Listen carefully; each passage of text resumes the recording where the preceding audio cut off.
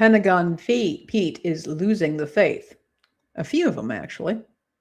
And Social Security's days may be numbered. That and a lot more today on The Undercurrent.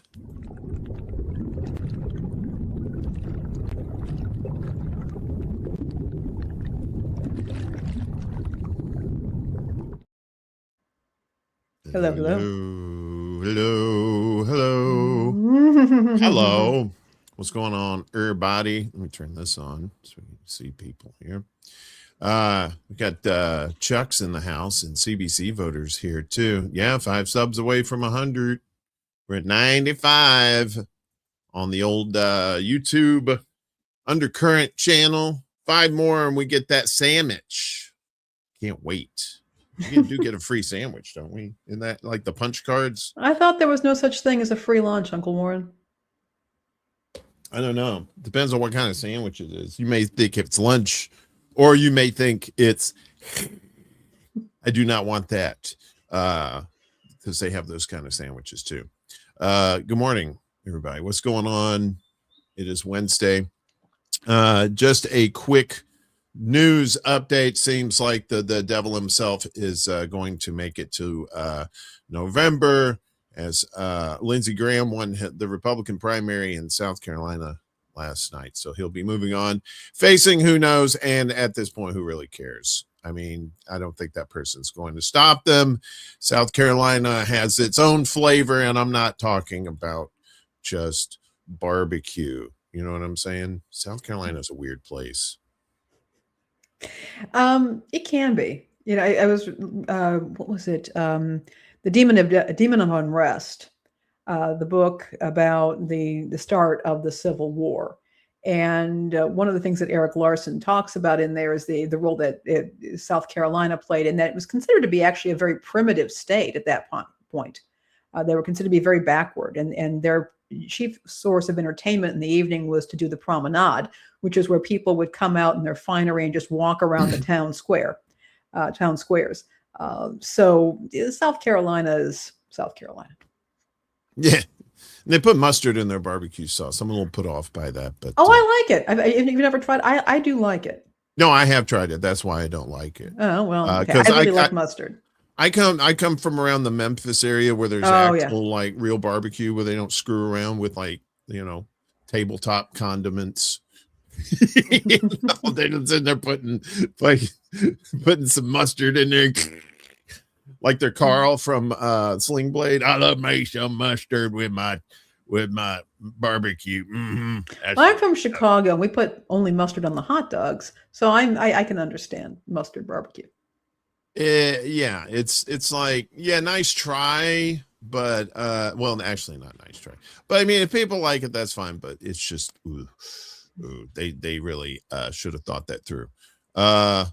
We got Naybones and Ghost Art over on the Rumbly Tumblies. What's up? Wesley sneaking in here too.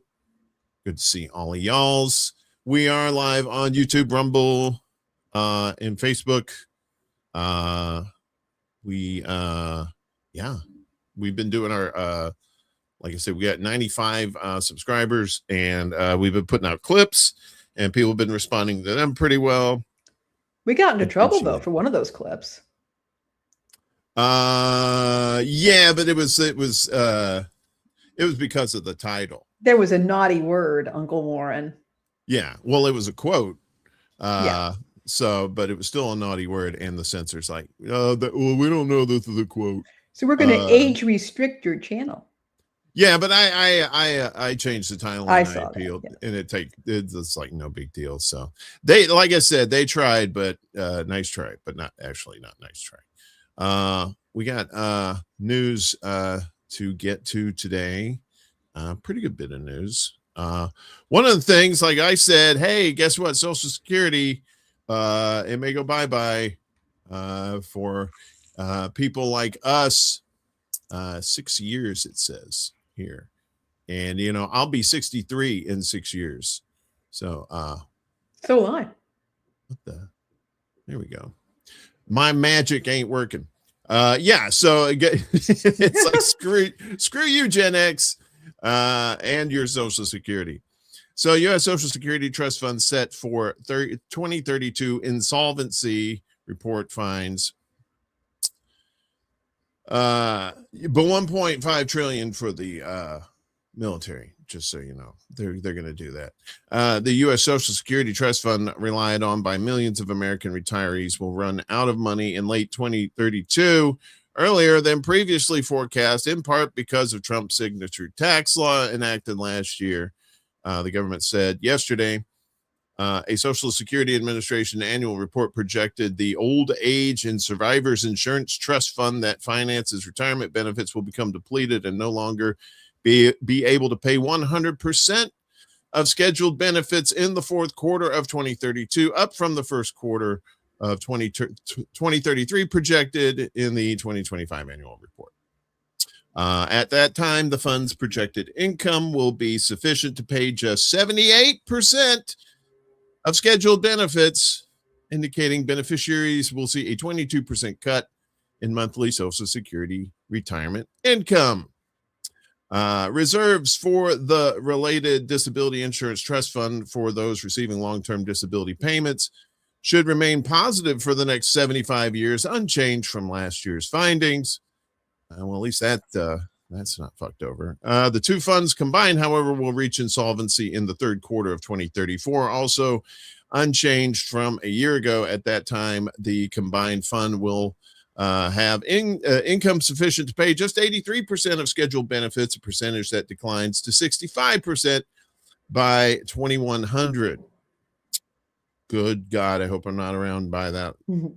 That's a long way off. Way too long. Yeah, unless we're smoking cigars and drinking whiskey, and that's what's keeping us alive, like some of these old cats out there. The report found that the tax cuts enacted by Trump and the Republican Congress last year resulted in less income tax paid on Social Security benefits. Shocking, depleting key income streams to the two funds. The report also concluded that lower U.S. birth rates and lower net immigration also contributed to the change in the outlook. The Social Security Administration is currently run by Commissioner Frank J. Bisignano, DiGiorno, whatever his name is, who was confirmed by the U.S. Senate in May last year. So, looks like, like I said, in 6 years, I'll be 63. And then probably by the time I actually hit 65, it'll be $250 and a bucket of chicken each month for payment on Social Security. What do you think, Darlene? Yeah, I mean, this they've been waggling their finger about this for a long time, and it really also segues very neatly into this administration's panic about declining birth rates. There's been a lot of people. I mean, I've actually, this is so strange. People have been complaining that teenage girls are not having enough babies. We went for decades, people panicking about teenage pregnancy and teenage birth rates, and now they're decrying that fewer teens are having babies. So I have my suspicions about this. Now, they are admitting that in this post, they do admit that lower immigration rates can also be contributing to the problem here. But I'm going to point out that the whole declining birth rate thing has really become a panic at this point. And the incels are absolutely in on it. They love that. The idea that we should be forcing women to have kids, regardless of whether they are interested in Congress with any male that's around. But I think that there may be something here to that.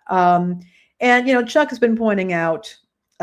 Chuck's been pointing this out. That this really should not be happening. We should not see the collapse of Social Security. And it also speaks to me of, this is, if they decide to lower the payments, that's going to be a very serious problem. It's going to cause a problem for the economy, particularly as you have older people who may not have a whole lot of resources.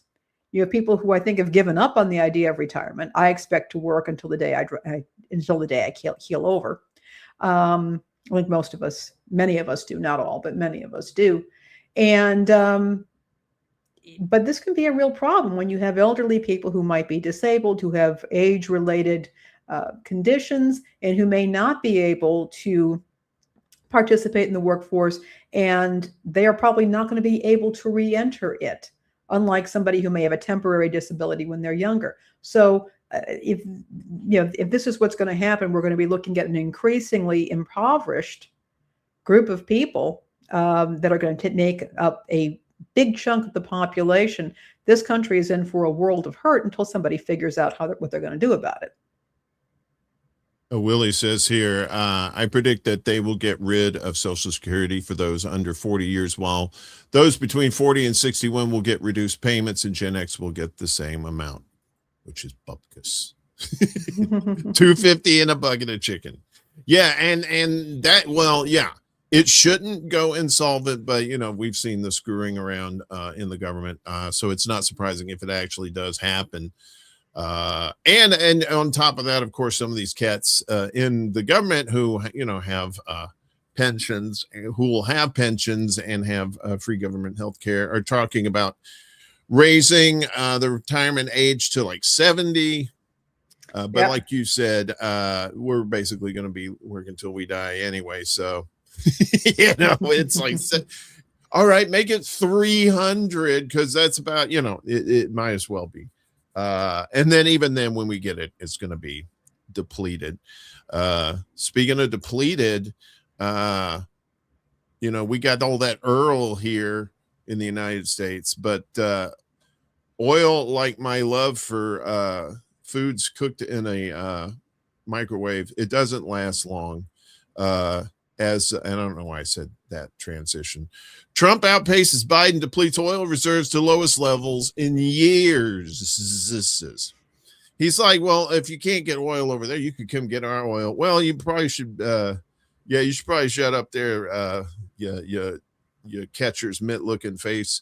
The United States Strategic Petroleum Reserve, the SPR, resumes its rapid decline, edging closer to a 4-decade low after another significant weekly withdrawal. According to data released by the Energy Department on Monday, the reserve fell by 7.9 million barrels last week, following a similar release of around 8 million barrels the previous week. The latest figures bring total SPR holdings down to 349.2 million barrels, the lowest level recorded since August 2023. At the current pace of drawdowns, the reserve is expected to fall below 346.8 million barrels this week, a threshold last reached in July 2023 during the Biden administration. See, that's how you can tell all our presidents are the same. They keep draining the oil. If the current trend continues, the SPR could soon fall below levels not seen since the early 1980s, when U.S. energy consumption patterns and overall demand were significantly lower than today. That's right. U.S. officials have continued to tap the emergency crude stockpile as part of efforts to mitigate economic and energy market disruptions linked to the ongoing war in Iran. Since late February, the SPR has declined by approximately 66 million barrels, reflecting the continued, compressing words there, continued reliance on strategic reserves to cushion energy shocks, particularly as Washington's blockade and violations in the Strait of Hormuz affect major shipping routes and production expectations. The depletion of the SPR has also reignited political debate in Washington over the use of emergency oil reserves. During his 2022 presidential campaign, Trump criticized then President Joe Biden for drawing down the SPR ahead of the midterm elections, accusing the administration of overuse. Wait a minute, isn't that what Trump's doing? However, current policy has seen continued withdrawals at an even faster pace. That was the thing. He wasn't withdrawing it fast enough. Deepening concerns over a growing strain on the Strategic Petroleum Reserve as U.S. authorities scramble to stabilize markets and contain the fallout from persistent geopolitical tensions. So, what do we see here? Probably them tapping into more national parks that have oil reserves under there. They've been doing that. Could be, and I'm getting really concerned for people who are dealing with these rising fuel prices. I was listening to NPR yesterday, and they had one gentleman on there, and he's spending, he said it was $150 a week on his commute to work.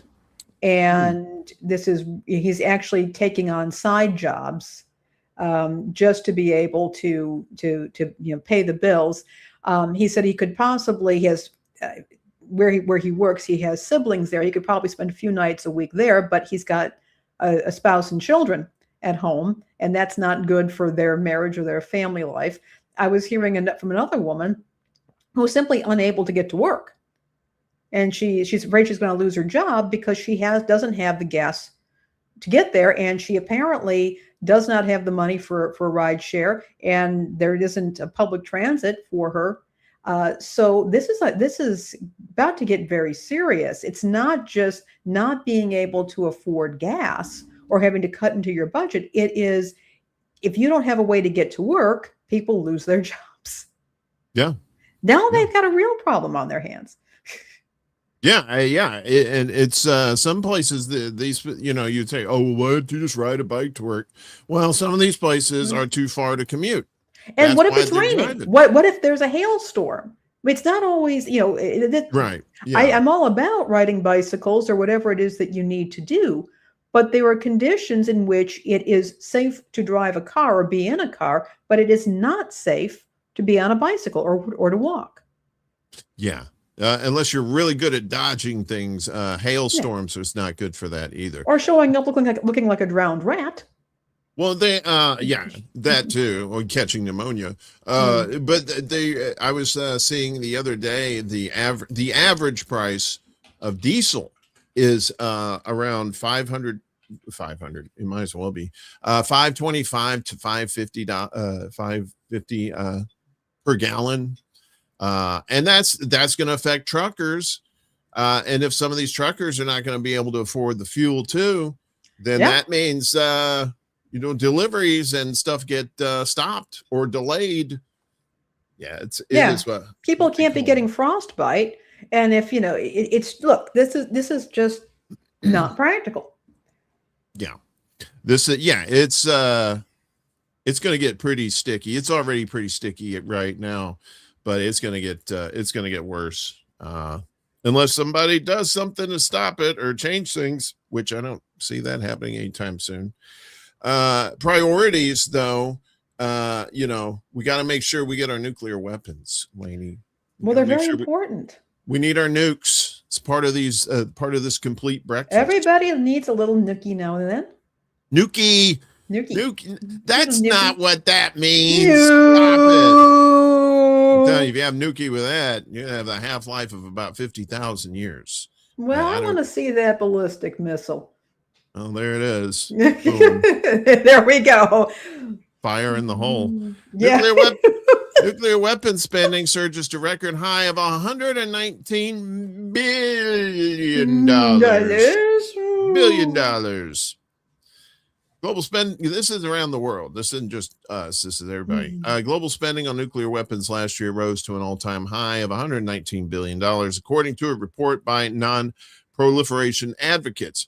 The world's 9 nuclear-armed countries spend an additional $16.8 billion on their arsenals, or spent in 2025 compared with the previous year. The International Campaign to Abolish Nuclear Weapons, or ICAN, said in its latest report released yesterday, the U.S. spent an estimated $69.2 billion, a rise of $12.6 billion, and more than other nuclear powers combined. ICAN said China was the second biggest spender with an estimated $13.5 billion, followed by the UK with $12.6, Russia with $9.5, France with $7.7, according to ICAN.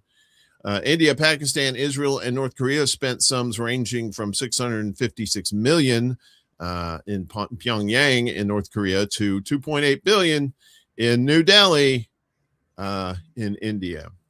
ICAN said nuclear-armed states spent a combined $471 billion over the past 5 years, with all of them planning to retain their arsenals for decades more. Yay! More weapons, y'all! So you look at the chart here. Let me see if I can bring this down a little bit. So global nuclear. I was doing a George Bush there. Nuclear. It's all nuclear. nuclear. So their stockpile, Russia has 4,400, US has 3,700. They both have over 1,000 that they retired. So Russia technically has the most, but in these psychopaths' hands here in the US, that's Do they have Social Security for the retired nukes? Yeah, right. They have to wait. The nukes have to wait until they're 70 years old before they can retire. So I'm not quite sure how old these are. If they keep spending money on that, it's like the old nukes are like, wait a minute, Ash, my back hurts.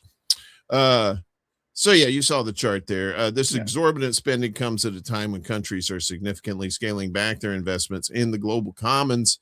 ICANN said in a summary accompanying the report, whether reneging from climate change adaptation agreements or failing to pay their fair share to prevent the scourge of war through multilateral diplomacy, this overwhelming spending on nuclear weapons shows a willingness to research, develop, finance, and build tools to exterminate humanity instead of saving it. Yeah, that's there isn't really a better example of priorities to kill everybody than that. Oh, you want to be fed? No, that's not. Oh, you want nukes? Yeah, here you go. The report comes just a day after the Stockholm International Peace Research Institute warned that nuclear states were sidelining and walking away from nuclear disarmament commitments in favor of modernizing and enhancing their arsenals. The 9 nuclear-armed states are estimated to possess more than 12,000 warheads between them, with the vast majority held by U.S. and Russia. So more money for missile go boom boom. But if you want your kid to have fresh vegetables, what are you, a communist? What the hell's wrong with you? America, we need missiles. America. Big missiles that shoot up into the sky. You know, if I was a country that wasn't the United States and I didn't have nuclear weapons, I would be, as a leader of that country, I would be considering trying to get some. Because as the recipe goes, if you got nukes, nobody messes with you. Right? Apparently everybody hates North Korea, but you don't see us like little boats outside North Korea because they know you don't see them going poke, poke, poke.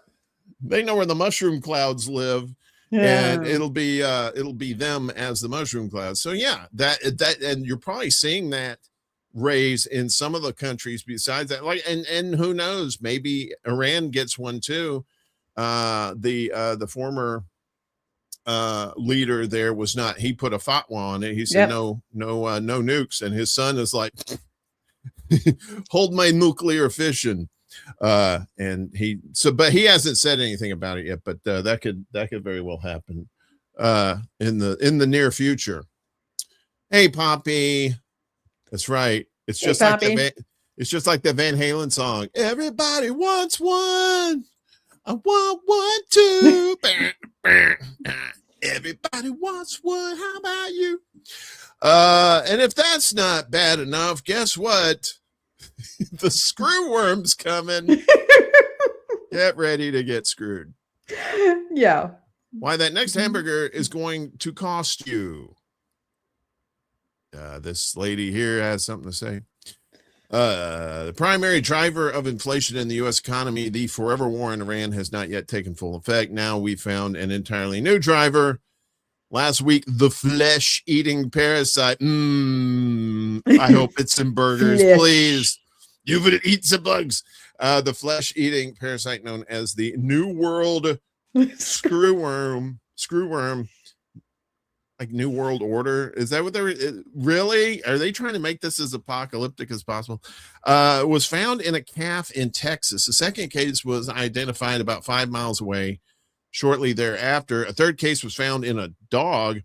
Screwworm flies lay their eggs in the live tissue of warm-blooded animals, from livestock to pets to humans.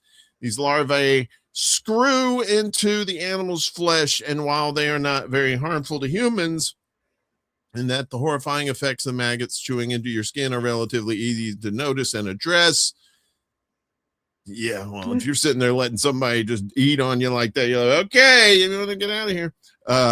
They can kill a livestock host if not treated. In a widespread infestation, one of the last resorts would be mass culling, which would obviously have huge impacts on a diminished U.S. cattle herd.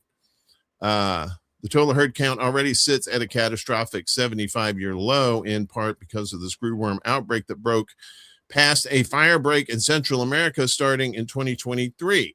The U.S.-Mexico border has for the past year been closed to live cattle auctions, affecting the feeder cattle that come in through Mexico to rebuild herds, but closing the border did not stop the flies from coming in. It should be a lesson. Flies do not respect borders. Right, because they can fly up and then they go over. And what are you going to be like? Well, that's a job for ICE. Yeah, with those old-timey bug cans, where they're... Fine. You want to worry about invaders? Deal with the screwworm flies. They'd probably find a way to screw that up too. Indeed. So low cattle volumes have sent the price of beef skyward to levels not seen since the Korean War, up between 20 and 35% in the past year. I don't think that's just the screwworm though. It's probably some other stuff. A screwworm outbreak would seriously aggravate that spike. In other words, you probably should have ordered your last hamburgers of the summer a week ago, even though it's not even summer yet. An outbreak would dramatically impact ranchers who have been in a deep hole for the past decade from reduced stocks and more recently from drought, tariffs, imports of cattle pushed by Trump to lower the price. Idiot. A war in Iran that has spiked costs of fertilizer and fuel, and now the screwworm. The cattle producer in the U.S. has already been under extreme financial stress, says Joe Maxwell, president of Farm Action Fund and a farmer in Missouri, where he once served in the state legislature and as lieutenant governor. This is serious, the screwworm outbreak, but it's even more serious because of the financial position they were already under. So you got the screwworm, you got the Lone Star Tick, right? Which is sounds like some sort of indie band out of Austin.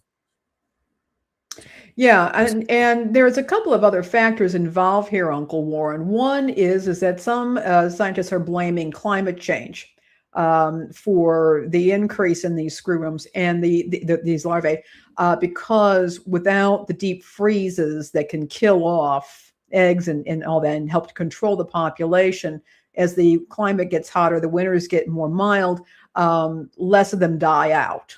So the normal kind of the climate controls on this fly are not there. The other thing is that there was and I believe that there is still now that it's becoming a problem again, there was a project to have basically a sterilization program for these flies to keep them from reproducing so much.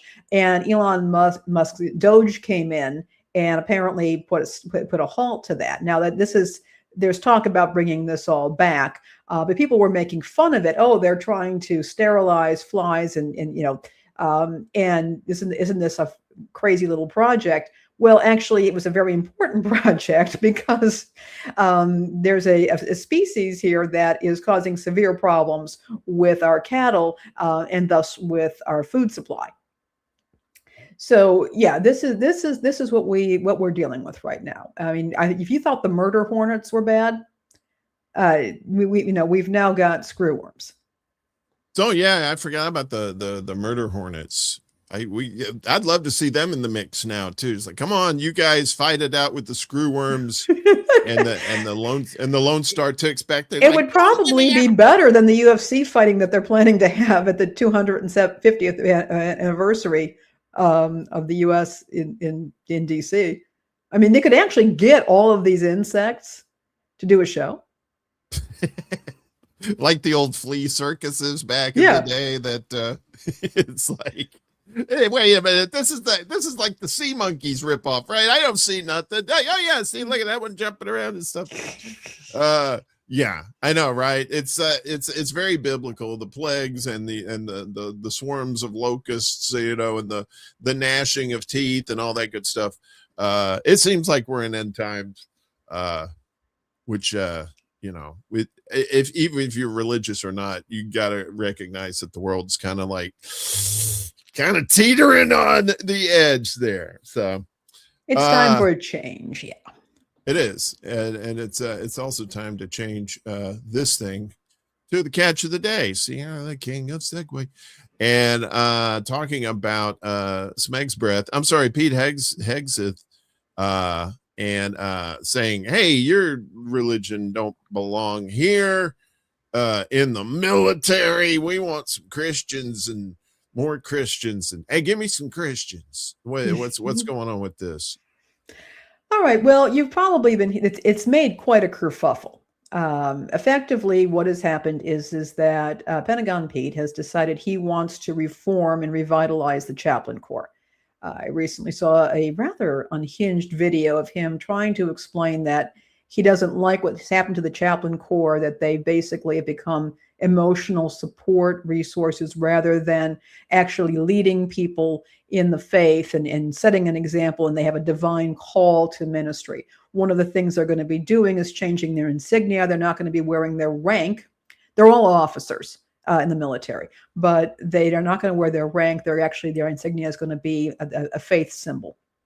And that's one of the things that he's doing. But what he's also doing, what he also has done, is he's ordered that a reclassification of different religious groups, and that when people are enter into the military service, they are asked to indicate their religious faith. And apparently, at one point, there were well over 200 different faiths that were listed, and he has scaled that down now to, I think, around 31. And I can show you all that. Here we go. Yeah. We can bring up some things later on. I'll explain what's going on here. And initially, one part of the kerfuffle, and that caused quite a thing, was that you had a list of various Christian denominations, and there was Christian, and then a hyphen, and then the name of the particular branch of Christianity, or perhaps a denomination, was listed right after that. One of the curious things that happened was that the Mormon Church, or the Church of Latter-day Saints, was listed on its own, did not have a Christian prefix in front of it. Now, among evangelical Christians in particular, but in general within world Christianity, Mormonism is seen as being outside of historic Christianity. There are some differences between Mormon doctrine and what is generally considered to be small o Orthodox Christianity. I make that distinction because I'm not speaking here of big O Orthodoxy, which is Eastern Orthodoxy, that particular branch of Christendom. I'm speaking here of churches that hold to a particular historic line of faith doctrine. Mormons have distinctives that are outside of that. I have nothing against Mormons personally. I'm just saying that they have been outside that. However, Mormons have been very eager to be considered Christian. And this was seen as greatly offensive to many people in the Mormon church. And there were several legislators out of Utah who became apoplectic and were blowing up X, criticizing this particular move. What got even weirder about this, and when you look at this, is they listed as Christian in Hegseth's new list Jehovah's Witnesses, who are considered to be outside of historic Christian small o orthodoxy. You had the Quakers, who themselves don't always consider themselves to be Christian.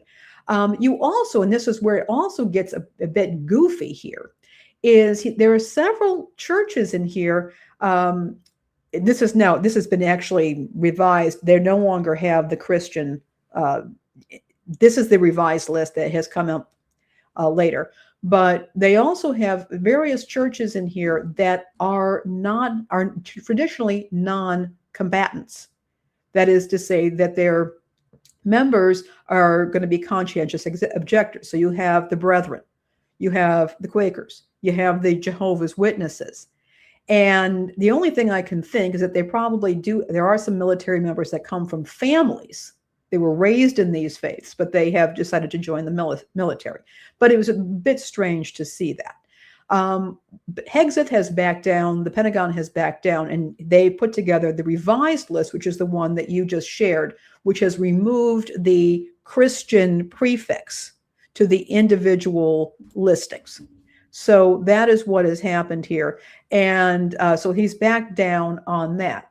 The problem with this list is that it is extremely incomplete. And in my view, is not going to be terribly helpful to chaplains who are truly trying to serve a multi-faith service. And when you have a multi-faith military, this is going to create bigger problems. Uncle Warren, if you could go, there's also one in there from 2017 that I've put in the rundown. Pull that up. And this is the one from 2017. You can see the difference there. And it will show you just how precise things were originally. And you can actually see that there were, just a whole lot of religions in there. For example, we had religions like heathenism, various neo-pagan faiths that were listed in there. And it was very, very specific about the different types of faiths that are there. If you can, there it is. And there has been a absolute shift from this. So if you look, you'll see the Protestant Episcopal Church. You'll see Independent Baptist Bible Mission. You will see the American Baptist, the Southern Baptist. You will see Lutheran Church, Missouri Synod. It's a very comprehensive list. There's Wicca, different kinds of Wicca, and pagan, neo-pagan religions. So it's very comprehensive. And by streamlining this back, they've flattened this list. So that chaplains who may not necessarily know the people, service members under their command or under their watch, may not know them. They may not be able to adequately provide them with chaplaincy services. For example, if we go back to the new list, we'll see Baptist. Well, there are dozens, if possibly hundreds, of different Baptist denominations out there, and many of them don't like each other. And so, for example, you've got the American Baptist Church that ordains women to all ministry roles.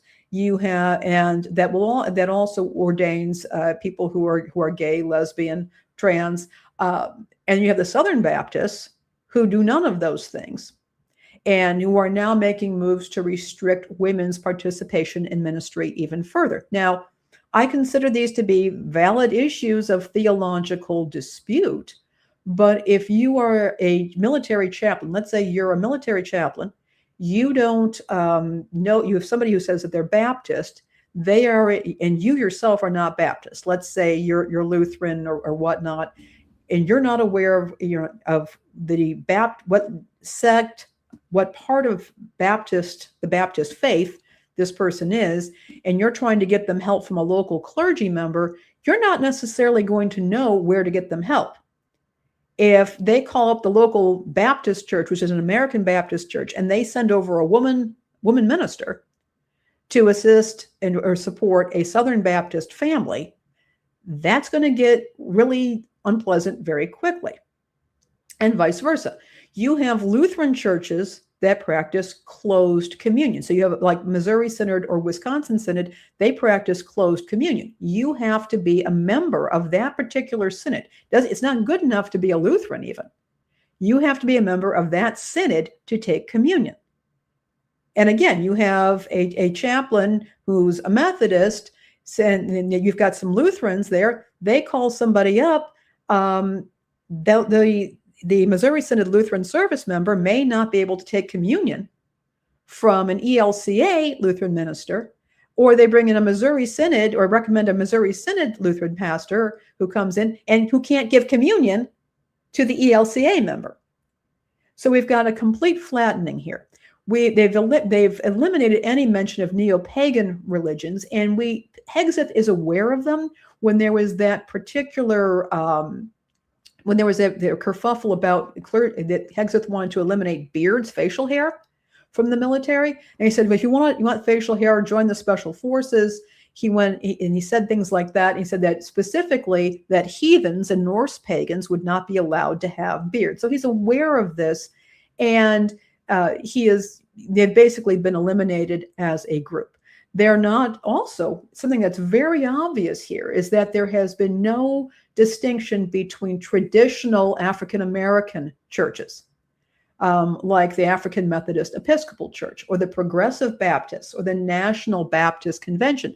These are historical Black churches that are very ingrained in Black culture here in the United States. And there's no distinction made there for these particular churches that emerged oftentimes because of racism within religion, but have their own distinct cultural worship and liturgical practices. So these are distinctions that are being flattened and removed for chaplains, and I think it's going to create problems for both service members and the chaplain corps itself. I'm concerned about this, and one thing I don't trust Hegseth at all. And he had a rather bellicose video when he was explaining these changes. I would really hate to see an increase in sectarian conflict. That's the last thing we need in this country right now, certainly not in the military. I also want to make it clear that they are saying that military members, service members can certainly continue to have their particular religious faith on their dog tags, but they're being classified officially under very broad categories. And that I think is going to be a real problem. And it goes against some of the foundational ideas of the U.S. is that people should be free to practice their religions as they see fit. Mm-hmm. You don't need to get permission in the U.S. to start a church. You just don't. Anybody can start a church. And the other people that have been left out of this are Native American spiritual practices. And again, they operate in many cases differently than, say, a Christian church or Judaism or Islam, but they're very integral to these communities.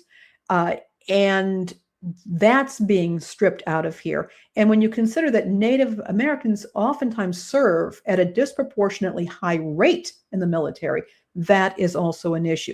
There's so much going on with this that I think it sounds like they're trying to simplify things. They're making things even more complicated. And one of the reasons was given that they gave for this policy is service members are confused when they have this list of religions. Well, my feeling is that if a person can't name their own religion or is confused by what their religion is, maybe they shouldn't be carrying a gun, but that's my take on that issue as well. I don't like where this is going. And Hegseth's decision to start meddling with the chaplain corps, particularly because he is a supporter of Douglas Wilson, the guy who would rather take the vote away from women, or most women at least, and who marries off pedophiles to young women. It's because he's now in national prominence because of Hegseth. I don't trust Hegseth's motivations on this one bit. No, I don't either. It sounds like some personal thing with him. It could be like some of his advisors around here. I'm pretty sure he probably has his own spiritual advisors too that probably push some of that on too. I mean, I can't say that for 100%, but a lot of these cats do. I mean, Trump's got one. He's got a spiritual advisor, Paula White, who is a woman, by the way, a woman pastor, which I think is hilarious. And she's married to the guy from Keyboardist of Journey. To Jonathan Cain? Yes, you didn't know that? No, he and Neil Sean got into a huge fight about it many years ago. Wow. Yeah. I'm probably going to do a deeper dive into this because I there's something afoot here. Now, I will say that I do think that the various missteps with this list of 31 recognized faiths or identified faiths was probably put together by people who have no knowledge of the religious ecosystem in the US. A lot of their stuff just doesn't make any sense. It just doesn't. It leaves out the United Church of Christ. It leaves out the Christian Church Disciples of Christ, which are part of the Sister Seven mainline Protestant denominations. It has the Church of Christ listed, but the thing of it is, Church of Christ is split off into various factions, including one that has musical instruments in their church service and another one that doesn't. There are major, major distinctions. Willie Bragg is talking about the Anglican Church in North America, which is a somewhat conservative splinter group from the Episcopal Church in the United States, and the Anglican Church in North America does not have a relationship to Canterbury. So it is, and they've got some great churches and some great writers and people who I actually happen to like, but they are distinct from the Episcopal Church in the USA. So, and then you've got the Presbyterians. Well, you've got the Presbyterian Church in the USA, which is right now having a showdown over whether clergy should be expected to be monogamous, versus like the Orthodox Presbyterian Church, who are as conservative as you can possibly get. This is a poorly put together list. I suspect it was some group of morons who know, yes, I'm going to say morons, who know nothing about religion in this country. They put this list together without any forethought, and now they're having to walk this back, rewrite it. But I think in the end, by flattening all of this, we're running into we're going to have some problems. Yeah, definitely. I mean, it just seems like more bureaucratic nonsense at this point.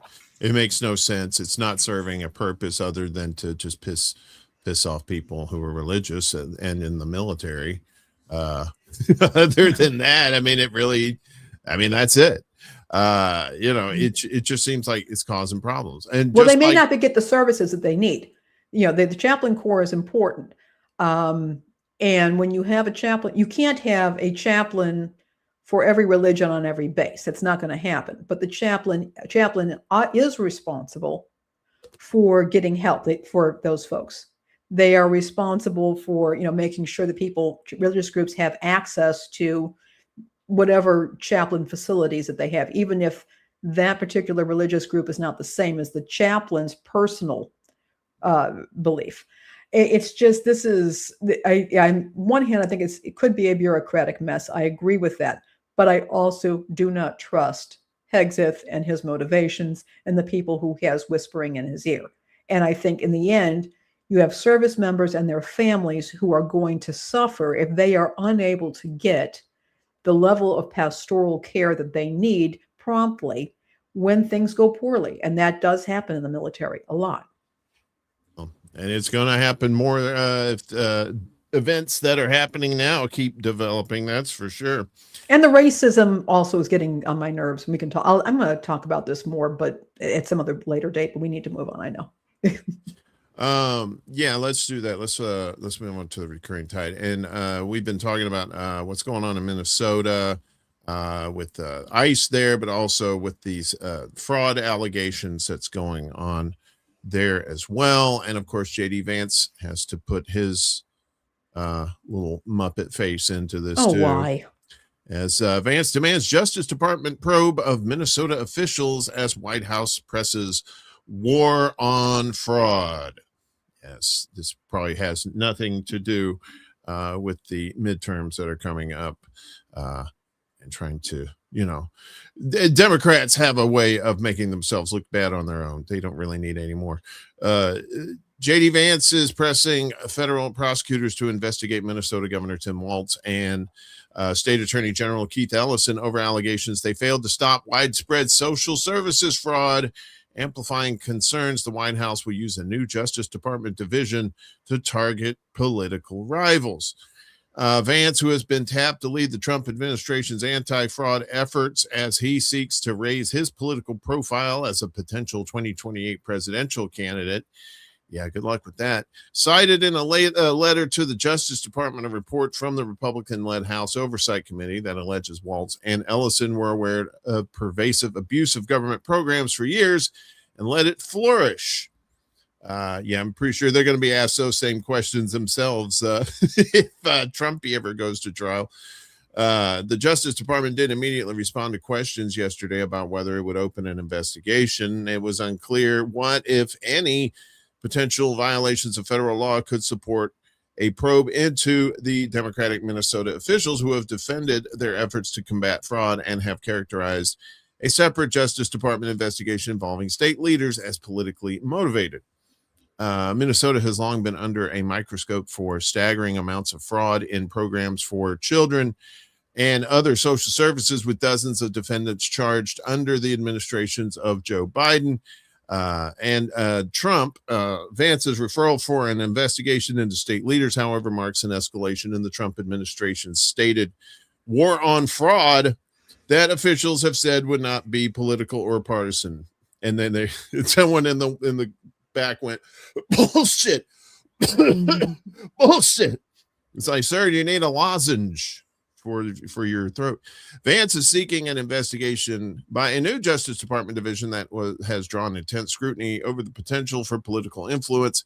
Given its close relationship with Trump's White House, the White House announced the division's formation in January and initially said its leader would answer directly to the president instead of the typical Justice Department command. It sounds like a henchman. Walt's spokesperson Teddy Chanda derided the House committee as nothing more than a joke that continues to rehash COVID-era fraud. Governor Waltz is glad to see fraudsters are going to prison. Chanda said in an email, if the committee is concerned about corruption, they should investigate why Trump continues to let fraudsters out of prison. And drug dealers, too. Don't forget, that was that guy down in Central America. I can't remember. Some president. Honduras. They let him loose. Was it Honduras? Yeah. Let him loose. He was a narco terrorist, but they let him loose because he's buds with old Trumpy. Trump has granted clemency to numerous defendants convicted of financial crimes, including a man sentenced to 50 years in prison for orchestrating a more than $200 million Medicare fraud scheme. You come on out. Come play with us. That's some bullshit. We're going to get you out. Ellison called the allegations unfounded and dismissed Vance's referral as a political stunt from an administration that uses the machinery of government to target its perceived opponents while extending leniency to those aligned with its interests. Yeah, that sounds about right. It's deeply troubling to see official powers and public resources diverted away from serving the people and instead aimed at pursuing political adversaries, Ellison said in a statement. That is not what government is for, and it diminishes public trust in our institutions. The House committee alleges that fraud warnings were elevated to the most senior levels of the Minnesota state government, and payments continued long after credible signs of fraud emerged. In his referral, Vance wrote that officials in Minnesota or anywhere else in the country must be held accountable if they facilitated fraud, prevented officials from stopping it, or retaliated against whistleblowers who tried to report it. Minnesota state officials are not above the law, Vance wrote on the tweeters, but apparently he and Trump are. The Trump administration has clashed repeatedly with Minnesota officials, not only about fraud, but also the massive federal immigration crackdown that swept across Minneapolis, St. Paul, and other communities and led to widespread protests, including a couple of deaths, murders. Let's call it what it is. So the Justice Department in January served grand jury subpoenas to Minnesota officials as part of an investigation into whether they obstructed or impeded federal law enforcement through public statements they made. The status of that investigation is unclear. The Trump administration has touted the creation of the National Fraud Enforcement Division, or NFED, as a crucial step in its efforts to prevent the misuse of taxpayer dollars by people that aren't him. The division's leader, Assistant Attorney General Colin McDonald, is a veteran prosecutor who has vowed to pursue cases without fear or favor. Right. Don't hurt yourself winking there, boss. Critics, however, questioned the administration's motives behind the new division, given that fraud was already prosecuted by the agency's criminal division, which last year announced the largest coordinated takedown of healthcare fraud schemes in Justice Department history. So, this is kind of a wild thing, but it looks like as a Republican, he wants more government. Republicans don't like that. I'm not one to blindly defend not-for-profits. The not-for-profits can hide a multitude of sins, including, obvious fraud, overcompensated administrators, situations where more money is going into buildings and administrators than it is to actually supporting the mission of that organization. That can be its own set of problems. But the flip side on that is, okay, we can also try to nitpick and harass these organizations such that they either they stop operating, or they end up having to bring in a lot of people to do compliance. And again, more of their money goes into ensuring compliance. So that is also a concern. And as people are pointing out here, it's very easy to pick and choose. And it's very easy to pick and choose which organizations you are going to go after. Are we going to go after, churches, for example, that oftentimes have various programs that they run, social service programs? People tend to keep their hands off of church finances. The IRS does not investigate churches that blatantly violate regulations about endorsing candidates or preaching electoral politics from the pulpit. It becomes very, very easy for the government to then go after churches where you don't like their purpose, you don't like their mission, or you don't like their leaders. And they can go poking around, and you have a not-for-profit that maybe doesn't have a lot of money. They may not be able to mount a defense. They may not be able to hire an accounting firm or lawyers, or more of their budget has to go to that and less money to their actual mission. Yeah. And this is probably also a thing of this, like, where the Republicans are just saying, hey, see, Democrats are involved in fraud too. Remember that come November, wink, wink. And so that's why I think they're paying particular attention to what's going on in Minnesota. And the Republican pundits out there too, they've latched onto the talking points that this is something to hammer. And I'm not saying there isn't fraud there. There probably is. But if I were to guess, I would say it's probably not as fraudulent as they're making it out to be. They'll take something. A lot of times this is what happens. They'll take something that's bad and create this whole, like, oh, this is the end of the world kind of situation, where in reality there's a little nuance there has to be. But nuance doesn't sway people the way you want them to. Scaring the hell out of them, that's how you do it. Yeah. Speaking of scaring the hell out of you, we were talking about oil prices earlier. So this is from unfilled gas tanks to fewer frills. Retailers see U.S. consumers rethink their spending, as we often do when financial screwing around is happening. So U.S. consumers haven't stopped spending money since the Iran war drove up fuel prices, but many shoppers are reassessing what they buy and where, according to company executives and retail analysts. The behavior changes observed so far are subtle, such as altered routines for buying gasoline and fewer visits to clothing and furniture stores. They also are uneven across the population. During recent earnings calls with analysts, executives from American mainstays like Walmart, McDonald's, and Dollar General cited overall shopper resilience, as well as noticeable cutbacks by lower income consumers. Well, yeah, everything's going through the roof. They can't afford that nonsense. But the new signs of strain cited by major retailers, as generous income tax refunds help shore up their sales, make some economists and analysts think they will see a wider retrenchment when the refunds are gone and consumers face the cumulative impact of more expensive gas and higher prices for food, clothing, insurance, and other goods and services. Trevor Chapman, a communications executive in West Hills, California, said that instead of going to a local independent gas station, he and his wife now plan their fuel stops around Costco stores with filling stations. The couple is also doing more online food shopping to avoid impulse buys, he said. Gas is a kind of catalyst, Chapman said. It trickles down into the entire budget.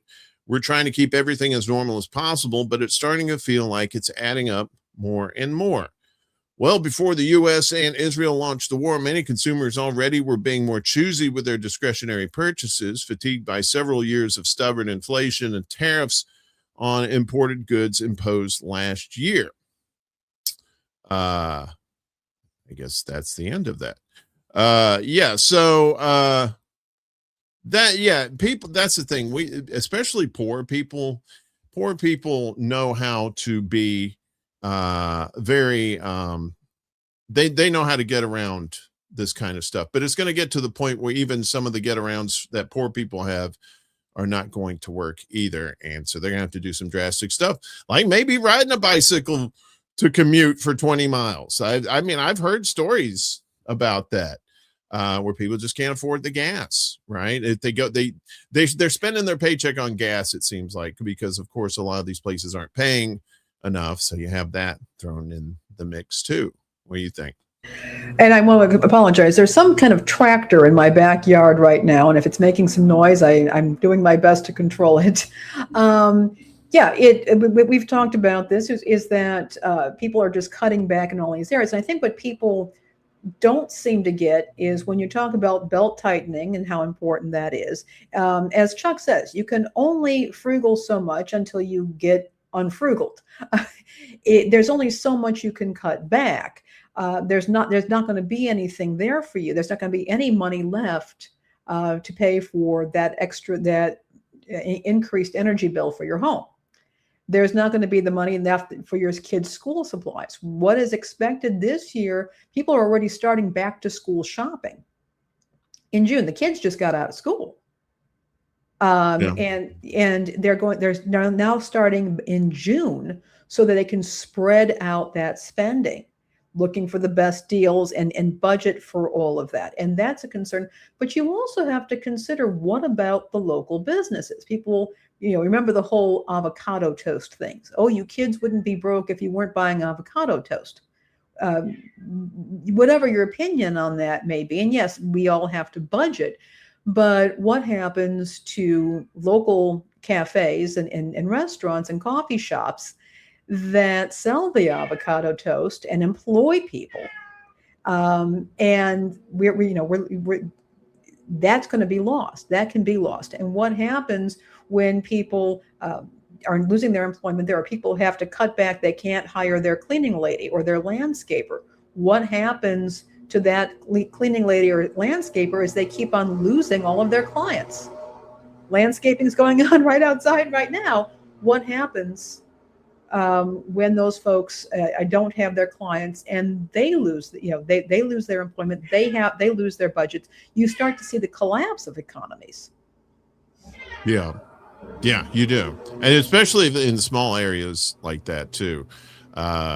You'll start to see that more and more, and like people who live in rural areas, it's getting to the point where sometimes ordering food now may be cheaper than going to get it themselves because of the gas costs too much or something like that. But when you consider the food deserts, people are actually figuring it out and realizing that it's going to cost them less to pay the premium for having delivery than it is to actually go there and get it themselves. Yeah. And okay. Yeah, that's what you do. You're looking at the cost of stuff, and it's like, well, if I'm going to pay this much for food anyway, I'm going to save my gas and have them deliver it out here. I'm just talking about like the rural areas. In the cities, it's different. But the delivery drivers themselves are getting screwed on the gas, so they are selecting the orders that have the biggest tips, and that means that people who can't afford to tip a lot may not get that delivery either because it's not worth it for the driver. They're not necessarily getting a fuel increase from the delivery services, who are, of course, trying to make money for their investors. Yeah, We're all running around fighting over scraps. You're probably going to see that with the gig economy too, where people are going to see, oh, I got to drive all that way for a $3 thing. No, I'm not going to do that. You know, so a lot of your services, people who actually can afford the services, are probably going to be stuck, as a lot of these people are probably going to be like, look, I can't afford these gigs because it's going to cost me more money than I'm going to make. So it's what happens.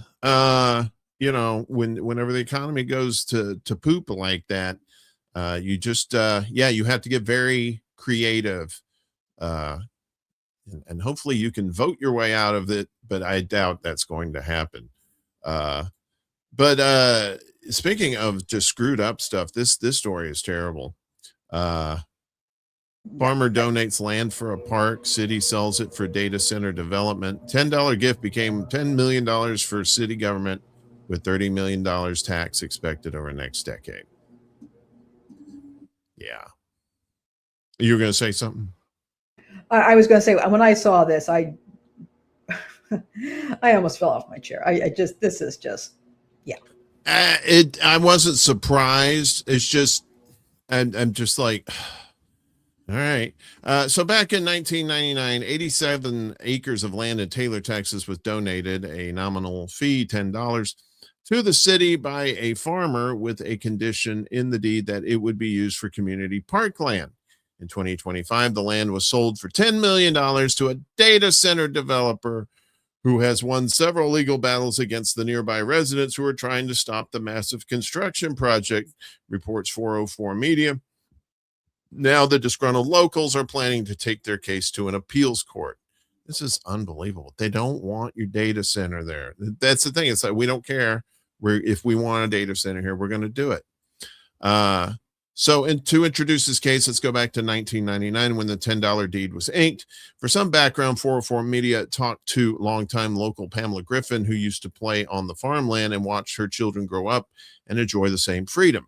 Griffin recalled that old farmer Mr. Bland, that's an unfortunate name, used to talk to her father from time to time. According to her, Bland once said to her dad, "I see the kids don't really have nowhere to play," he continued. "I'm thinking about giving this land for parkland because these kids need somewhere to play." The original 1999 deed has now been unearthed, and the farmer did indeed follow through with his words. Now let's make the following chain of events simple using a bullet point timeline. Yes, love some timelines. So pre-1999, a farmer's promise to his neighbors. July 7th of that year, Bland granted the land to the Texas Parks and Recreation Foundation, a public trust, for $10 on the condition it be used as a park.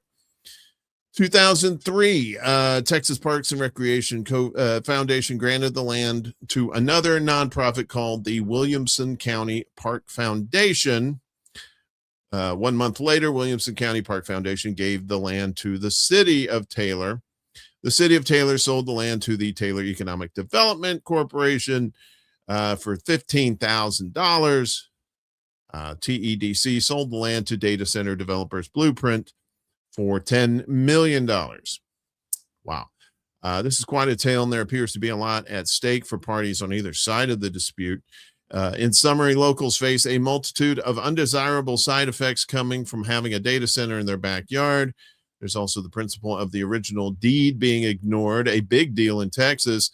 Meanwhile, the council asserts that stopping this kind of development in the city zone it is situated is beyond its scope. And you want to go away there? There's a principle, a big deal. Okay, beyond scope, and the millions in tax raises will benefit residents. Griffin only found out about the planned 135,000 square foot data center on the land when local organizers called around the neighborhood to raise awareness last year. She didn't even know what a data center was at the time. Looking it up with her family, the idea of such a construction on your doorstep didn't appeal. Sorry, let me get rid of this thing. Yeah, and locals like Griffin became concerned about impacts to air, water, electricity, and noise, as they should. In correspondence with the city council, they've been assured that work will be done to minimize health risks to people living nearby. Wink, wink, wink. Mitigations like a barrier wall, landscaping, closed loop water cooling, and the developers building their own power substation were mentioned. This is just another classic case of like they're gonna have to go to court. Yeah. And some of these towns, like there's a town in Nevada we were talking about that is possibly going to lose their power because of these data centers. Lake Tahoe.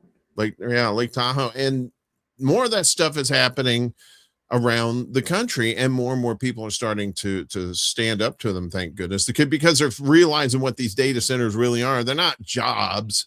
They're just nuisances in the community that all the benefits go to not them. Basically how that works. Well, and I hear you have this civically minded farmer who wanted to do the right thing, said, I have this land, I'm going to, deed it over for community use, for the use of the people. And this utter disrespect for those intentions. And if the community decided that they couldn't manage it, that's one thing, but there would have been ways to have got that land to some kind of civic project that could have managed it, or they could have said, we can't accept this very restrictive covenant that you want. We can't do that. We can say that we will use it for civic purposes if we are unable to develop the park. It could have been used for housing. There are all kinds of things that it could have possibly been used for, but they could have tried to keep it within the spirit of what that farmer wanted. And now we just see that it's been sold for a massive, massive profit. It's changed hands many times and going to this data center. It's so disrespectful. Yeah. And to the credit of some of these towns that are fighting it, the city council is on board to fight it, but some of these city councils are like just seeing dollar signs, and then they're having these town meetings, and the people from the town are coming to these meetings and saying, no, we see what's on TV, we hear about what happens with these places, the loud noises, the high utility prices and whatnot, and then this promise to make this land a park for the kids. It just sounds so wholesome and good, and then all of a sudden it's like, well, here comes capitalism, let's buy it up and turn it into a nuisance instead of something that's actually going to profit the community in a civic way, something for the kids, right? Something for the kids. Right. And again, if this area had decided that, hey, we don't have a real plan to be able to do that, we don't have the resources to develop this in the way that this farmer intended it, they could have stated that up front. And, there may have been a mistake here to accept the land under these restrictions. They could have said, okay, can we do something else? And at this point, it's been sold it's been passed over, sold multiple times, and now this. Yeah. And again, I think the farmer was trying to do the right thing. I'm going to give my private land that I right now don't have a use for, I'm giving it to the community. And no good deed ever goes unpunished, I guess. Yeah, well, they say, well, we should let the private sector handle a lot of this kind of stuff. And it's like, well, the private sector did, and even the private sector gets screwed when their wishes aren't adhered to. Speaking of AI screwing around business, so we told you about Lindsey Graham winning his Republican primary. So, of course, I think he's going for his 5th term. But down in Texas, some shenanigans are going on. I know it's the Florida of the Southwest. I'll say that till I die. Trump-aligned PAC dropped 6 figures in Texas on AI brain rot ad putting Tallarico in a dress. This is the person here, James Tallarico, running for Senate in Texas. Republicans are once again using AI to attack U.S. Senate candidate James Tallarico. This time they're spending big to air an ad featuring the Democratic nominee for Texas in a dress singing a song about transgender children. It follows a previous video posted by the Senate GOP's official social media channels in March featuring an uncanny AI rendering of Tallarico reading what they described as extreme statements he'd previously made on Twitter, discussing his views on religion and support for the LGBTQ plus community. Now, a Trump-aligned dark money group known as Citizens for Sanity, yeah, right, pretty sure there's a lot of sanity there, is taking it even further. According to a report from the Daily Caller on Tuesday, the group has spent six figures on an ad campaign portraying the Texas state representative in a dress, singing a parody of My Favorite Things from The Sound of Music about trans kids. There he is right there. You can see the dress. Boys in white dresses with blue satin sashes, girls dosed with hormones until they grow mustaches, changing the gender of all your offspring. These are a few of my favorite things. Not really good lyric writing from somebody who's done parody music myself in the past. So I'm going to give that an F. And then Tallarico is shown belting out these horrible things. The ad references comments made by Tallarico in 2023, in which he celebrated the trans youth who had shown up, along with other activists at the Texas State Capitol, to hold a protest in opposition to Senate Bill 14, which sought to ban transition-related medical care for transgender minors, part of a wave of hundreds of pieces of legislation proposed across the U.S. attacking LGBTQ plus individuals. So speaking on a podcast, Tallarico said, I'm just going to say this because it's on my mind. The trans children who showed up yesterday at the state capitol, they shouldn't have to, but it was an inspiration to watch. So as Tallarico became the Democratic nominee in Texas, where he'll face off against Republican Attorney General Ken Paxton in November, official Republican channels have spliced the comments to portray Tallarico as a creep. One post in March from the Republican National Committee research account on X with 1.3 million views quotes the interaction dishonestly as follows. Something that you love that's not family or friends, Tallarico said trans children. The ad is in line with others put out by Citizens for Sanity in 2022, when it spent a staggering $93 million attacking Democrats in swing districts. There's more to it here. You can read the rest of this article here on our Substack. The link is down below there. But basically, this is kind of the same thing that happened to Thomas Massey in Kentucky when they ran these AI ads with him hand in hand with AOC and Ilhan Omar going into a hotel. These things, I knew AI was going to be used for some kind of deception like this. In it actually popping up in campaigns like this, I'm not surprised at all. No, I'm not surprised at all either. And I've been saying this for a lot longer. I mean, I remember the first time I encountered Photoshop animations, and this was back in the 90s. In the early 90s, and I began to see when the internet was very new, and I began to see what they were able to do with photo editing. And I said, at some point, this is going to be indistinguishable, and it's going to wreak havoc for people. And the use of AI. You remember when Trumpy was doing the poop bombs, which was just so disgusting. And it's like, and this is an absolute, I mean, I know what dirty politics looks like, and this is just vile. But it's for a lot of people, they can't tell the difference. Exactly. And you're going to have a lot of voters out there who are not, who, yes, they're online. They might see something, a grandkid might show them something on their phone. They might see it, but they don't know how to see how legitimate this is. They don't know how to they don't know how to go to Reddit. They don't know or to Snopes or to the media. They just see this and they say, this guy is out there wearing a dress and singing songs about trans kids. He's a heterosexual man. I think he's married to a woman. I mean, it's disgusting. Yeah, and I think Jackie says it best here. She said, "This is scary.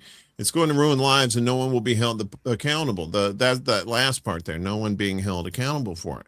And if no one's held accountable for it now, that just means you're just going to keep seeing it over and over and over to the point where TV ads. You're not even. This may actually affect television stations too, where TV ads are just like nobody's going to believe them, so they're not even going to watch them. And if they do, they're just like, that's probably some AI business. Even if it's not, even if it's legit stuff, they'll probably be like, that's probably some AI stuff. That's, and that's where we're headed.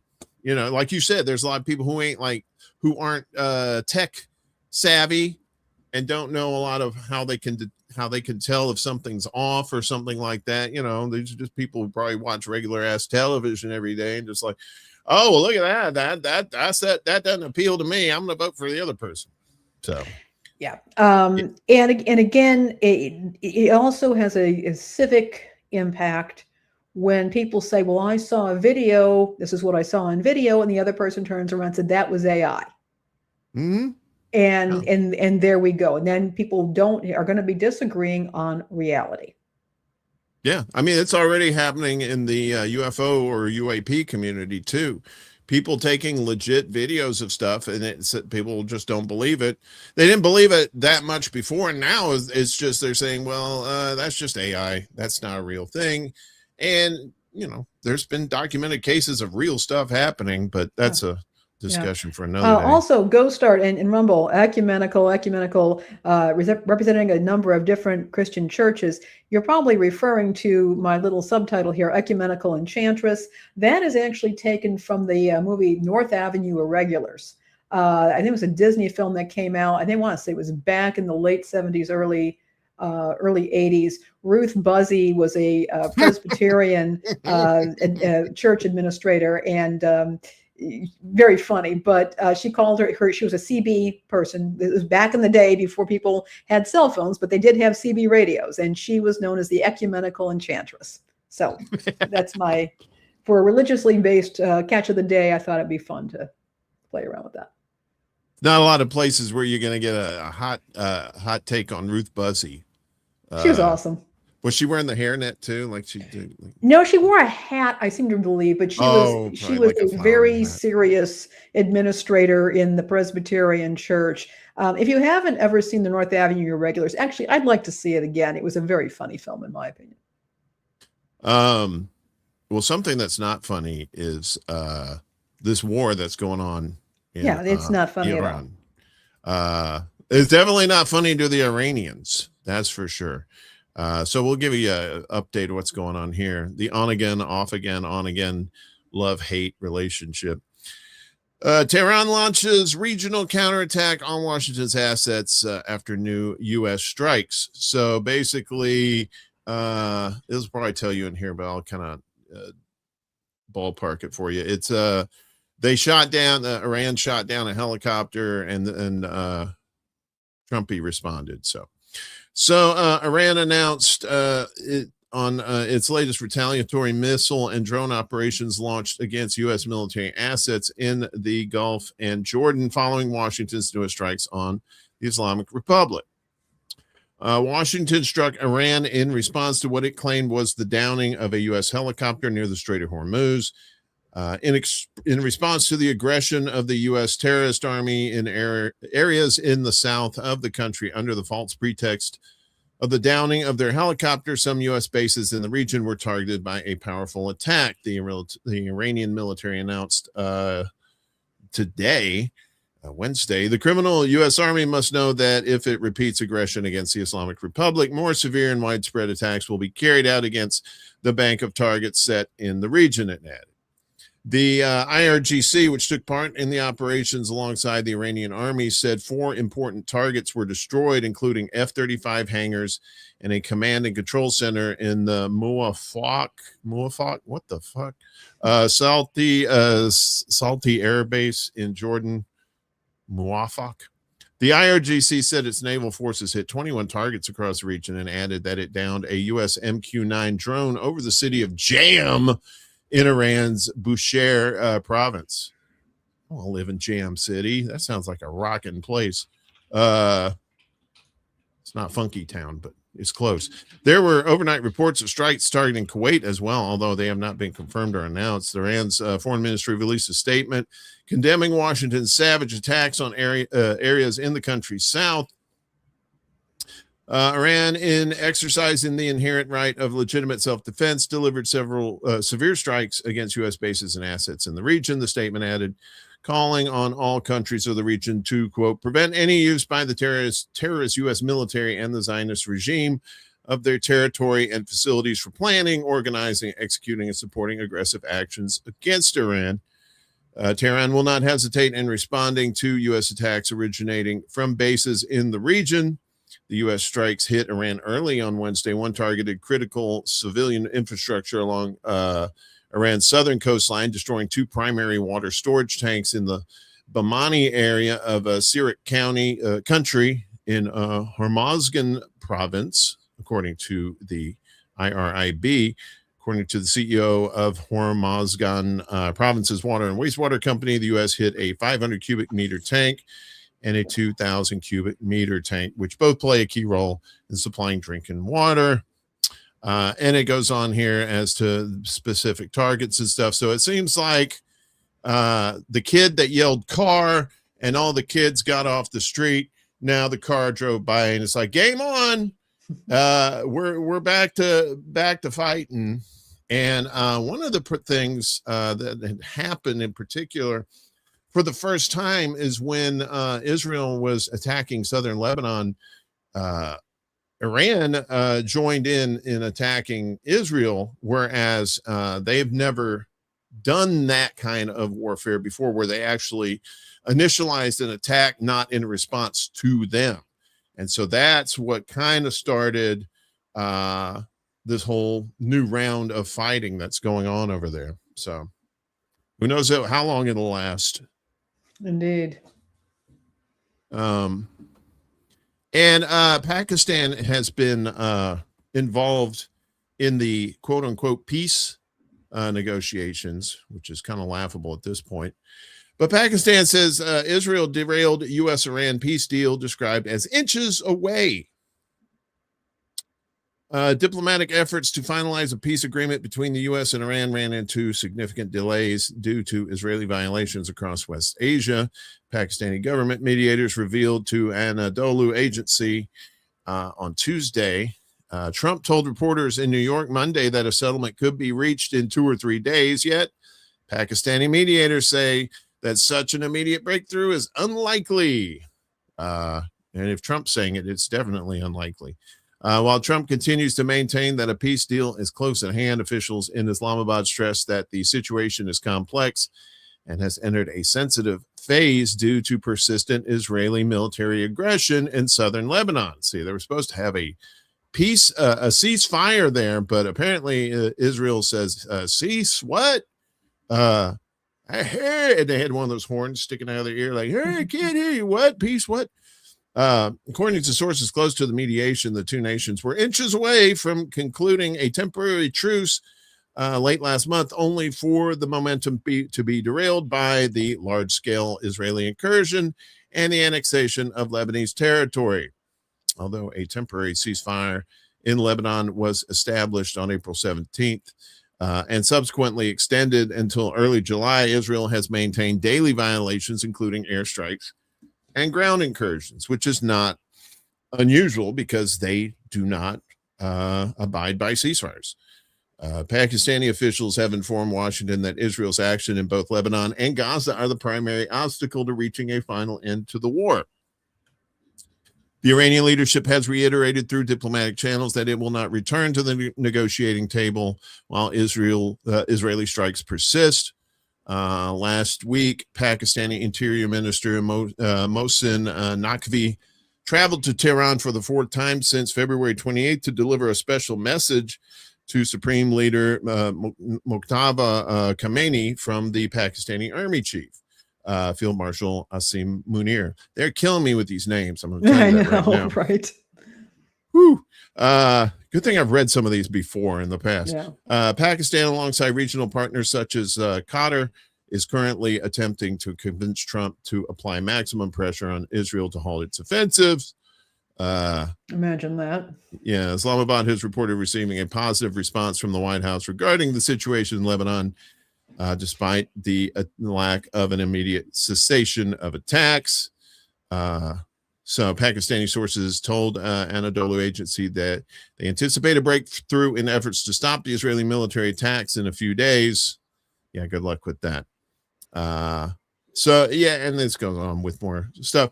So yeah, think what you will about Israel, but they have been the thorn in the side of peace in this whole thing recently. Obviously, them in the U.S. were the ones who started this whole mess, and now it's what the kids like to call a quagmire going on over there. And by the kids, I mean people who have seen this kind of stuff before in various theaters of war and bullshit. Indeed. And, the difficulty with these arrangements and these attempts at negotiation is they require good faith. And I'm not seeing that happening here. No. Yeah, that and the fact that we've got an alliance between the U.S. and Israel that is certainly not serving the U.S. except to maybe prop up certain politicians. And people, I don't think people are coming to the table in good faith in this case. No, there's all kinds of stuff going on behind the scenes. Everybody has their own motivations, their own agendas, and that sort of thing. And people say, well, why doesn't Iran just surrender? It's like they're not going to surrender. They've been preparing for this for decades. They knew this day would come that somebody was going to attack them. If it wasn't with being having their monies, they're like their funds frozen. I think Iran's funds have been frozen, their bank accounts frozen, that sort of thing. And yet here they are. they're still around. They're not going anywhere. So, yeah. And for Pakistan to say that is kind of interesting too. That hey, Pakistan, who you think's messing things up? Israel. Don't tell him. Okay, tell everybody. Yeah, it's ridiculous. And the more this goes on, and Trump's making money off of this war too. So as long as he's in office, this war is probably going to keep going on. So let's get to the press pool. Put on your waders. We're going in to the press pool. And if you thought CBS was scary with Barry Weiss, guess what? Yeah. There's more. CBS News boss Barry Weiss poised to oversee CNN editorial operations. I thought she was already doing that. Seems like it. CBS News boss Barry Weiss is likely to gain editorial oversight of CNN if and when Paramount Skydance's acquisition of Warner Brothers Discovery is approved, according to a report. Paramount executives are said to have held preliminary discussions with several candidates who would come in and run the business side operations next to Weiss while she continues to oversee editorial. The company is considering several big names, including current CNN CEO Mark Thompson, NBC Universal News Group Chairman Cesar Condi, and former NBC News chief Noah Oppenheim, Axios reporter. That's Barry Weiss right there. Ben Sherwood, currently CEO of Daily Beast, and former CBS News president David Rhodes are also under consideration, according to the report. The search implies that once the merger goes through, Weiss will also be in charge of CNN's editorial operations. You have been warned if you watch CNN. A CNN spokesperson declined to comment. The Post has sought comment from Oppenheim, Sherwood, and NBC News. The spokesperson for Rhodes declined to comment. All five candidates have extensive experience running large news organizations, a contrast with Weiss, whose background is in print and digital journalism. rather than television news management. Under the current organizational chart, Tom Sabrowski is president of CBS News. He reports to Paramount Television chief George Cheeks, while Weiss reports directly to Paramount Skydance CEO David Ellison. Last month, Puck News reported that Paramount executives began informal discussions about scaling back Weiss's role and bringing in a more experienced hand to manage the business side of both CBS News and CNN. Trouble in paradise. According to Puck, the executive would be brought in to allow Weiss to focus on scaling the company's digital operations. A Paramount spokesperson denied the report. According to Axios, Ellison couldn't be more pleased with Weiss's performance thus far. The Paramount brass love Barry Weiss, a source told the news site. She has the full confidence of David Ellison, who believes Barry has done a fantastic job as editor-in-chief. That's David Ellison right there. The source told Axios that Barry has been involved with identifying people she would partner with on the business side. The prospect of Weiss overseeing editorial operations across both CBS News and CNN would represent a remarkable expansion of her influence less than a year after she was brought in to run CBS News. Weiss was installed as CBS News editor-in-chief after Ellison's media company Skydance merged with Paramount last year. Since taking over the helm of the Tiffany Network's news division, however, Weiss has made changes that have ruffled feathers, nowhere more visibly than at 60 Minutes, the long-running television news magazine. Last month, Weiss fired the show's executive producer, Tanya Simon, and two correspondents, Sharon Alfonsi and Cecilia Vega. She then installed Nick Bilton, a tech reporter whose bylines appeared at Vanity Fair in the New York Times, as the show's new executive producer. Last week, Scott Pelley, the veteran 60 Minutes correspondent, was fired after he angrily confronted Bilton over the firings. The show's three remaining correspondents, Leslie Stahl, she's still there, John Wertheim, and Bill Whitaker, announced that they would remain with the program, though they were critical of management's handling of the firings. The Post saw a comment for CBS News and Paramount. Paramount Skydance proposed acquisition of Warner Brothers Discovery has not yet closed, though both companies have said they expect the roughly $110 billion deal to be completed in the third quarter this year, pending regulatory approvals. The more business stuff there. So, if you wanted any kind of variety in your news coverage, that's over. If you're a fan of CBS and CNN, and if you are, God help you, because those are some awful outlets. Indeed. We do have some good news on our end, Uncle Warren. We are now up to 97 subscribers to the 97. channel. Yes, Nice. Chuck has been getting focused. I think John Kemper signed up, as well as the music omen person. I want to go back here and find that and give the music of omen. So there we go. We want to thank you very, very much. We're getting close. We're getting close, Uncle Warren. And as for this, the whole thing, just seeing that again, I was talking about the flattening of religious distinctions earlier. Now we have the flattening of media distinctions. And there's no good that comes of it. No, if anything, this is just going to drive people to either pundits or more independent news sources. Hopefully the latter more so, but it seems like people tend to think that news pundits out there or political pundits are actual journalists, and it's a lot of times that's not the case. So, and keep in mind that a lot of independent journalists do not have the resources that the corporate the corporate media does. And again, there are excellent journalists working even for the biggest corporate media groups. And I'm not talking about the individual journalists here. But independent journalists often do their best, but there's a lot that is often lacking. They don't have the kind of supports that a person working in a larger organization does. So there's a big trade-off here, and it's not a healthy ecosystem. No, not at all. And AI could be messing with that as well. Indeed. As FCC's trustee warns that AI could be used to target towers. So far beyond job security and trust fears, AI could pose another threat to radio broadcasters, per FCC Commissioner Olivia Trusty. Trustee warned that AI tools are being used to mine public FCC filings to identify and specifically target communications infrastructure.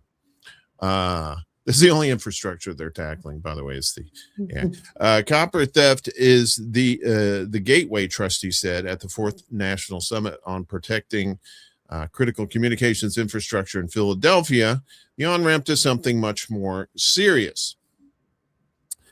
Between June 2024 and June last year, nearly 16,000 incidents of theft and vandalism targeted U.S. communications infrastructure, disrupting service for approximately 10 million customers. In the first half of 2025 alone, there were 9,770 reported incidents, nearly double the prior 6 months. More than half of copper theft incidents are concentrated in California and Texas, but trustee pushed back on any regional reading. In fact, rural America bears disproportionate exposure. This is a nationwide crisis that impacts every state and every American in some form, she said. As for the AI angle, trustee outlined 4 threat vectors targeting optimization, in which AI mines publicly available data, including FCC filings, to identify high-value network nodes and pinpoint where a single attack causes maximum disruption. Operational scaling, which lowers the barrier to coordinating simultaneous multi-site attacks. Evasion, helping attackers analyze and avoid detection patterns. And what she called the dark web ecosystem, where AI tools and marketplace access together lower the barrier to entry for organized attacks. We're not seeing widespread confirmed misuse of AI in domestic infrastructure vandalism cases yet, she said, but the trajectory and potential for harm is clear. Trust called, and I guess that's supposed to be trustee. Trustee called bad daily headlines. Trustee called on Congress to pass H.R. 2784, the Stopping the Theft and Destruction of Broadband Act, which would extend federal criminal protections to private communication networks delivered by wire or radio. Whether traditional broadcast infrastructure falls clearly within the bill's scope remains an open question, but its broader aim is to close the gap in federal law that currently protects government-operated systems far more robustly than privately owned networks. Currently, 28 states classify communications infrastructure attacks as felonies. Trustee noted that 22 have not. A gap, she said, bad actors are actively exploiting. Yeah. And it's very much a sign of the times when people are stealing copper, and they're trying to find it all different places. Yeah, and they're often mentioned that it was in Texas and California. There's a lot of rural areas. There's a big states, and they've got a lot of land. And there's a lot of rural areas that could be particularly targeted. They don't have the level of security that you would have, say, in an urban center for a broadcasting establishment. So this is, it all sounds very technical, but these are very real risks, and communications infrastructures are so critical. And people want to steal the copper wire, and that could bring down a local station. Mm-hmm. They could absolutely do that. And again, in a rural area, you don't have a lot of choices, and that station is precious, and that could be happening. But there's also the disruption of signals. If they know, for example, that this station maybe doesn't have anybody there at night, they have an engineer that might be on call, but there's nobody there. There's no overnight DJ. They're voice tracking or whatnot, or they've got some stuff running on a TV station.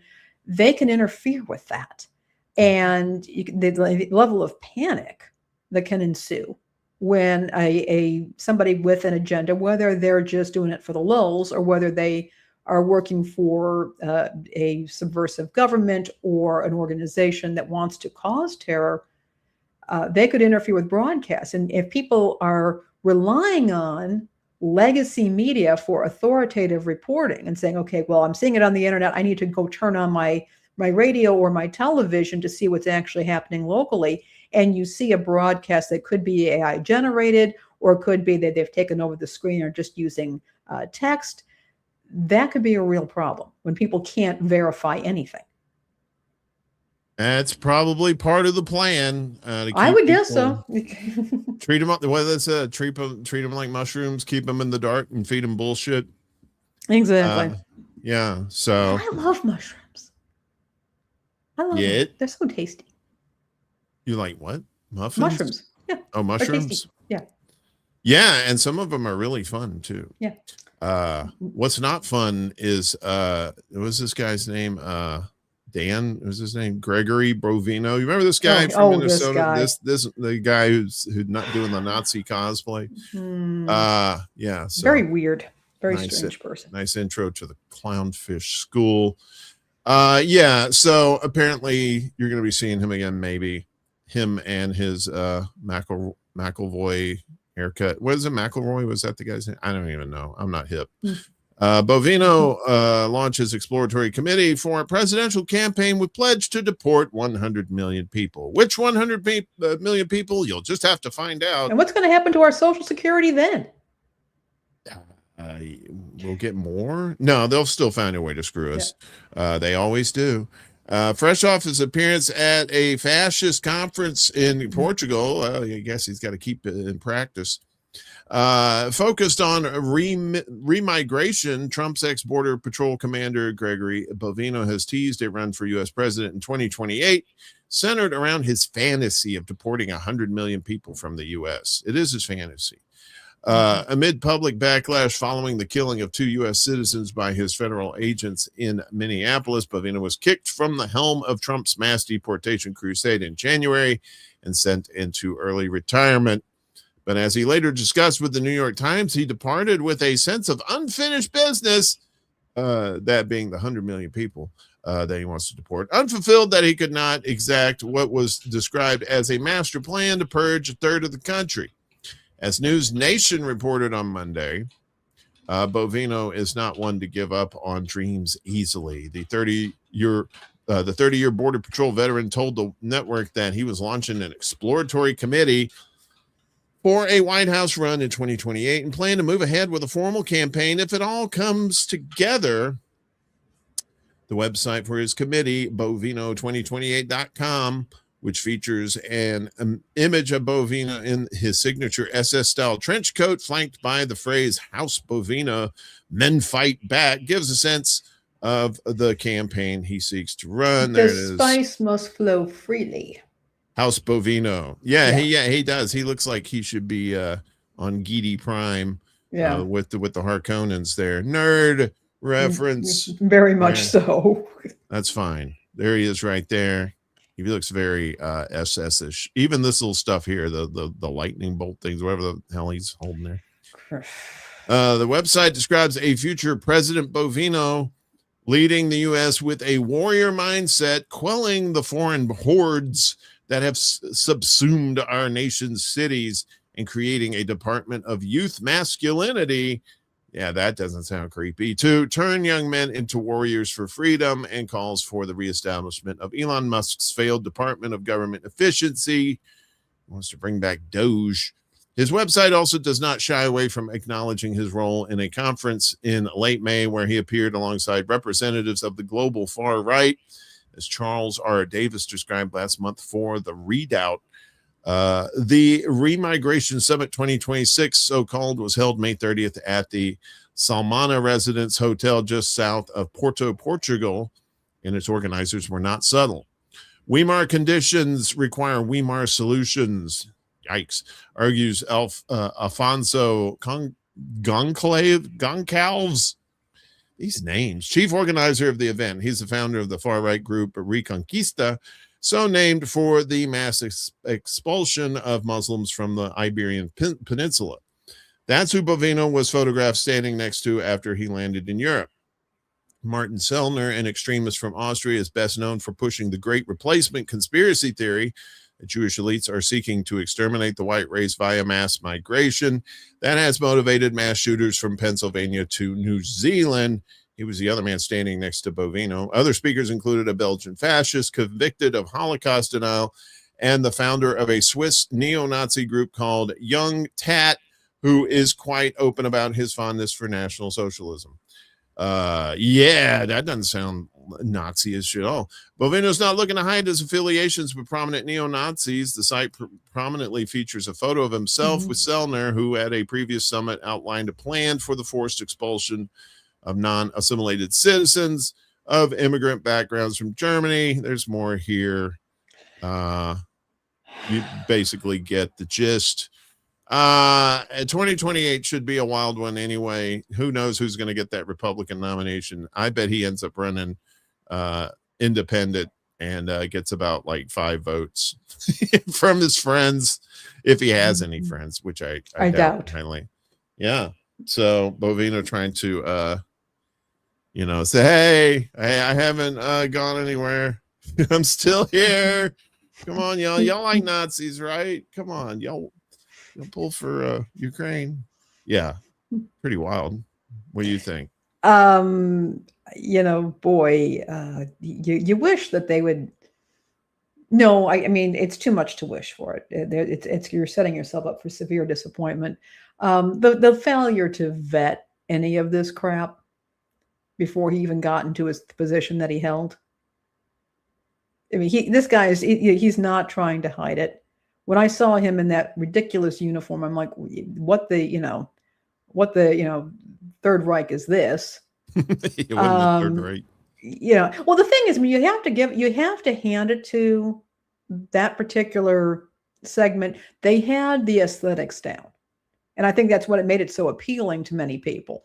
It's disgusting, but they dressed it up okay, and I think that Bovino, again, this man was a disgrace, never should have happened, but here we are.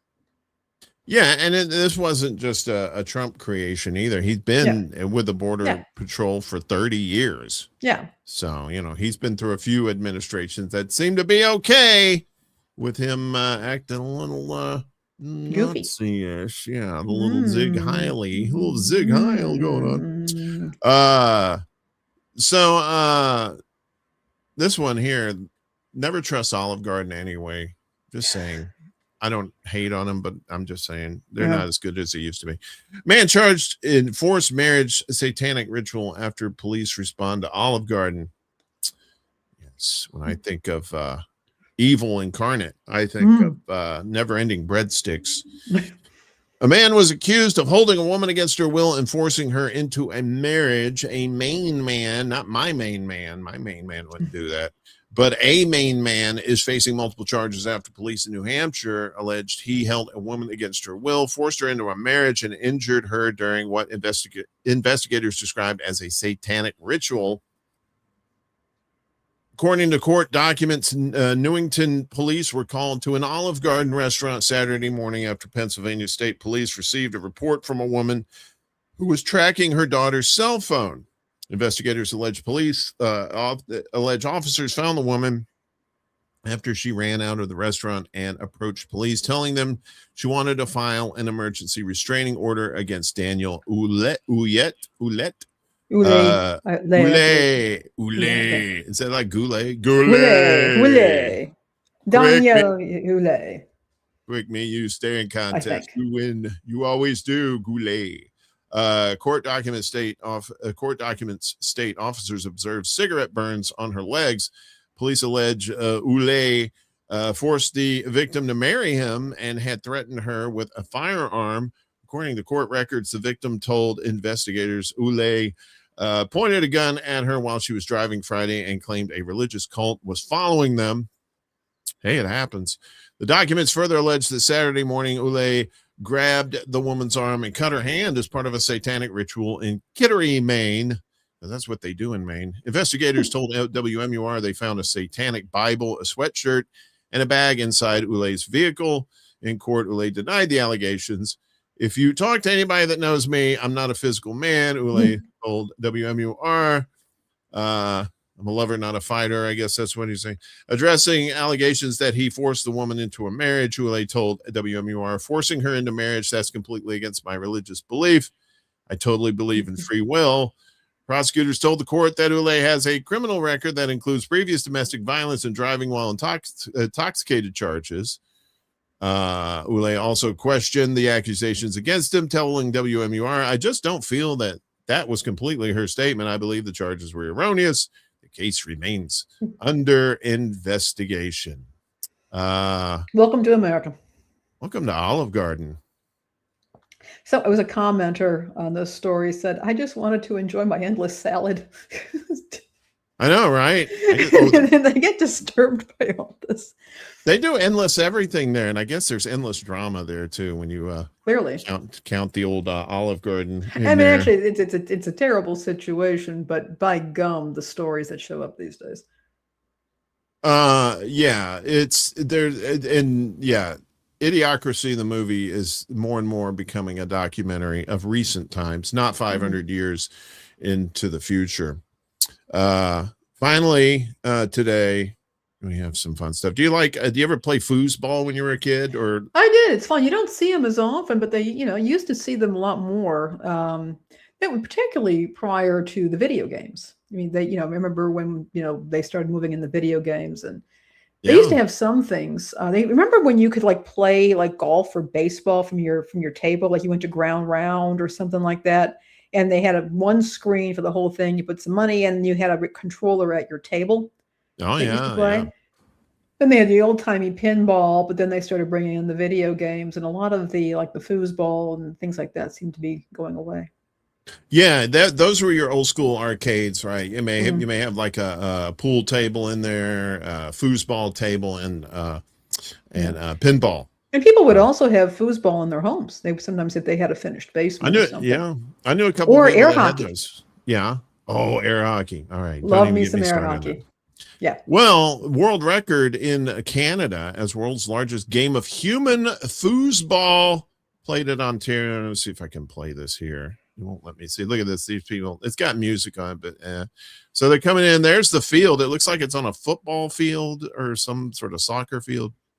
And they got them all roped off like that. And then they just, here they go. They drop the ball, and then they kick it. They can't move, right? So they have to, sometimes they make it in there. Okay, so you get the feel there. There we go. Gotta love the Canucks. I mean, they just, they're just having fun. They have nice hats up there. They call them toques. I took a hat one there. I was there. No, I was never there. The Ontario Lottery and Gaming Corporation celebrated the upcoming FIFA World Cup by organizing the world's largest game of human foosball. Foosball is the devil. Ah! Sorry, that was from Happy Gilmore. The May 23rd event at Humber Polytechnic Lakeshore Campus West in Etobicoke involved 254 participants holding on to giant horizontal poles, giggity, and attempting to kick a soccer ball into an oversized goal. Soccer is about teamwork, energy, and shared experience, and a human foosball Guinness World Record attempt brings those elements to life in a fun and unforgettable way. Neil Lumsden, Ontario's Minister of Sport, told Guinness World Records the record-keeping organization confirmed the event qualified as the world's largest game of human foosball. Foosball is the devil. Ah! And then that donkey. Have you ever seen Happy Gilmore? Not Happy Gilmore, the Water Boy. Sorry, it was the Water Boy. No. The Water Boy.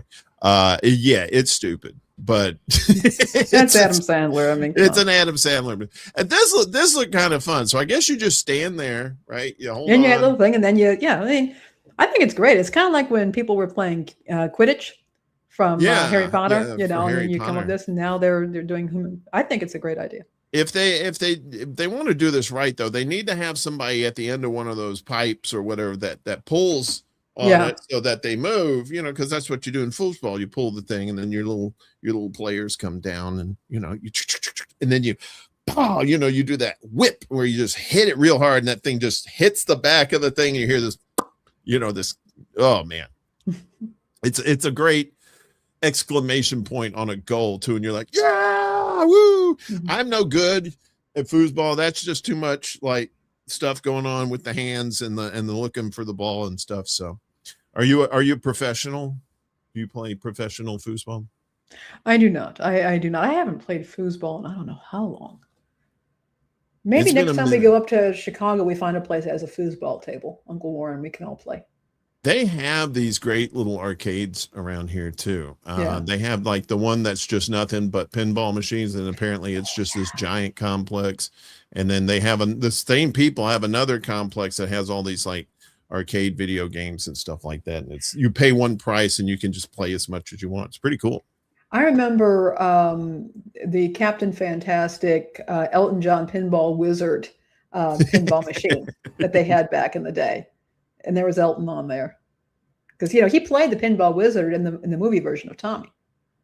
Oh yeah, of course. Going back to Journey.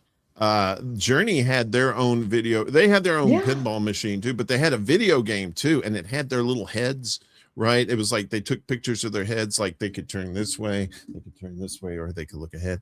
And if you were Steve Smith, you're on this drum kit and you're going around shooting lasers and stuff. It's so bizarre. Wow. But in the local town, it was at this gas station, and the high score each week got like a gas station pizza. So I don't know if that was a prize. I remember you put your initials in there. Yeah. I loved it. The high score, and you like for like a day, even if it was just a day or something, but you got your initials in that high score, and that was or you wrote ass or sex or something like that the proprietors probably didn't like, but whatever. Or they'd put your name. They had it like dry. I remember this place called Just Games, I think, and they had dry erase boards. And if you got the high score, your name and your score got on that little dry erase. What's up, Piss Doggy? That's awesome. Kiss had a pinball machine game too. Yeah, that was I think Kiss had a casket for a while too. Pink Floyd had a pinball machine, but it was very slow, and you had to be on acid to play it correctly. And even then, it wasn't pinball. It was probably just a box. Of the moon. It was just a box of rocks and somebody on the side going ding ding ding ding ding ding ding ding ding ding ding ding ding ding ding ding, and you're like, man, this is the greatest game ever. You had to be comfortably numb to play it. That's right. Shine on, you crazy diamond. Good stuff. So that's all the news that's fit to print for today. Good show. I enjoyed it. And we got some new subscribers. We're 3 away from 100, Uncle Warren. 3 away. We need 3 more for the C note. So hook us up if you can like, share, and subscribe. If you're doing it live with us, or if you're watching this in the future, they have flying cars. We appreciate all the support from all our folks in this community. Yeah, we are. You animals. Stop it. We're all kitteny, John. We're like kittens around here. Stop it. Anything? Thank you, Poppy. Appreciate you. If you don't know Poppy as Pop, I always see Poppy in the Black Bear News. She's the mod over there. We do appreciate coming. And now you're a mod here too. So that's awesome. Anything else before we get out of here? Don't have anything else to say. I want to, I appreciate everybody doing stuff. Do check out, if you haven't already, our Substack. That will get you updates, notifications. If, for example, YouTube decides to take down the channel or something, we can get in touch with you that way. It also has our show notes. So I'm putting that link right now into the comment sections.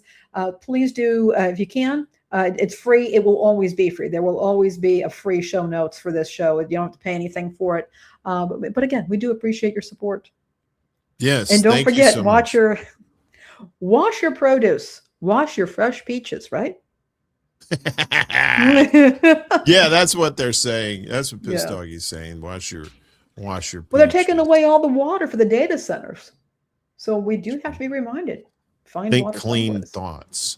I'll be back Friday morning for morning extra and for the secret show Friday night, and then we'll be back here again noon Eastern, 9 a.m. Pacific time on YouTube, Rumble, Facebook, and Substack too.